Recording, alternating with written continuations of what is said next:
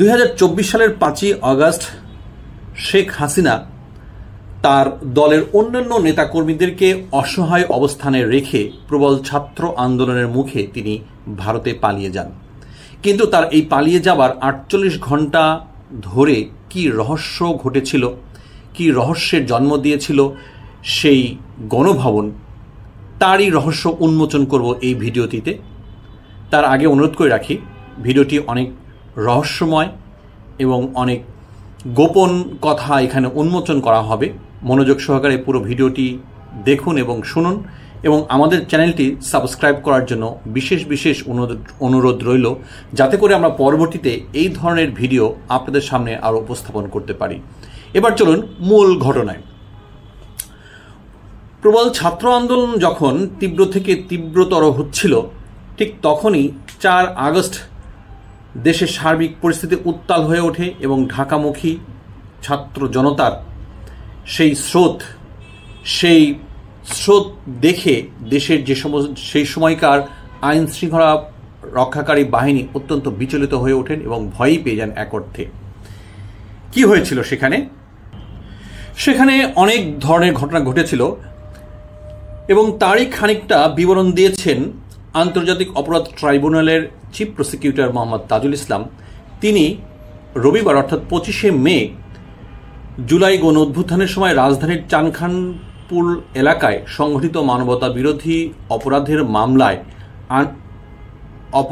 মামলায় ট্রাইব্যুনালের আনুষ্ঠানিক অভিযোগ দাখিল করেন চিফ প্রসিকিউটর। সেখানে তিনি ওই 2 দিনের কিছু ঘটনা বর্ণনা করেন। তিনি বলেন, 5 আগস্ট সকালে সামরিক কর্মকর্তারা শেখ হাসিনাকে ক্ষমতা ছেড়ে দেওয়ার পরামর্শ দেয়, কিন্তু তার যে গ্যাং ফোন নামে পরিচিত যে 4 জন, অর্থাৎ আওয়ামী লীগের সাধারণ সম্পাদক সাবেক সেতুমন্ত্রী ওবায়দুল কাদের, সাবেক স্বরাষ্ট্রমন্ত্রী আসাদুজ্জামান খান কামাল, সাবেক আইনমন্ত্রী আনিসুল হক এবং সাবেক প্রধানমন্ত্রীর উপদেষ্টা সালমান এফ রহমান, যাকে আমরা দরবেশ নামে চিনি, এই 4 জন শেখ হাসিনাকে আরও কঠোর হতে বলেন। এক পর্যায়ে যখন সামরিক বাহিনীর বা তৎকালীন আইন শৃঙ্খলা রক্ষাকারী বাহিনীর লোকজন শেখ হাসিনাকে পদত্যাগ করতে অনুরোধ করেন, তখন শেখ হাসিনা এক পর্যায়ে রেগে গিয়ে বলেন, আপনারা দরকার হয় আমাকে গুলি করে মেরে ফেলেন এবং এখানে গণভবনে আমাকে কবর দিয়ে দেন।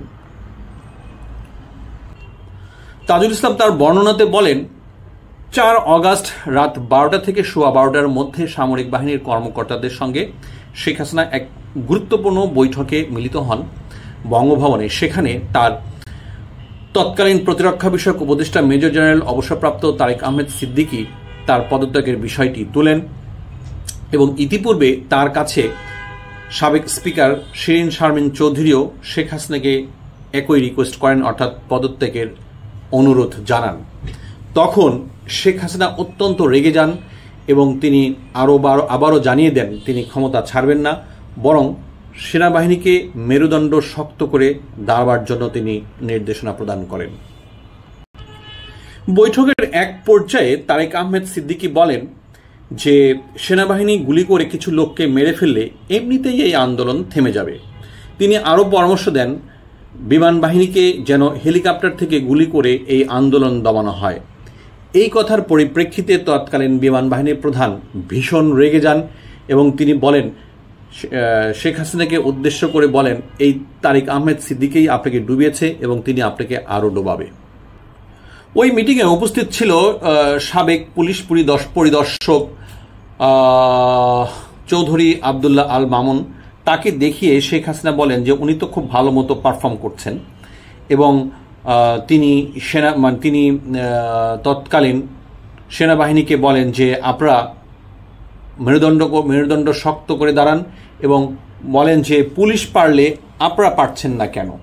তখন আইজিপি বলেন যে পরিস্থিতি যে পর্যায়ে গেছে তাতে আমাদের পক্ষেও খুব বেশি দিন বা বেশিক্ষণ এই পরিস্থিতি সামাল দেওয়া সম্ভব নয়।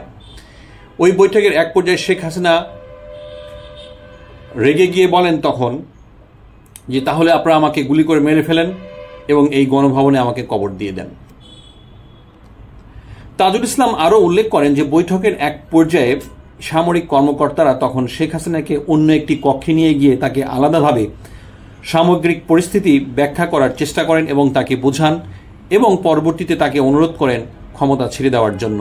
তাতেও শেখ হাসিনা রাজি হননি।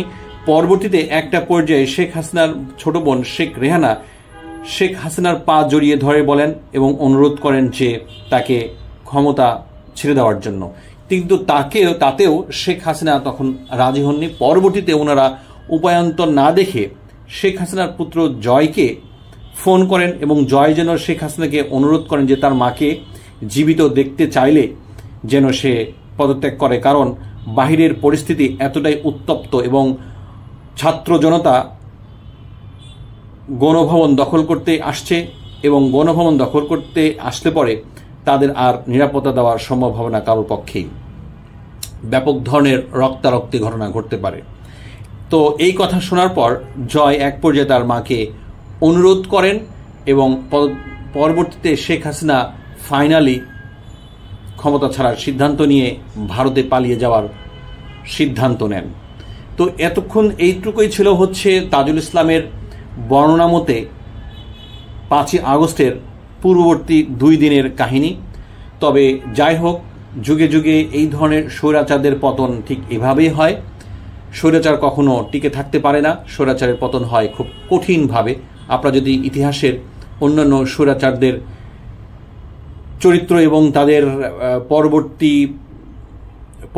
পরবর্তী কাহিনীগুলো দেখেন, তাহলে সবাই দেখবেন যে তাদের অবস্থা হয় খুবই করুণ।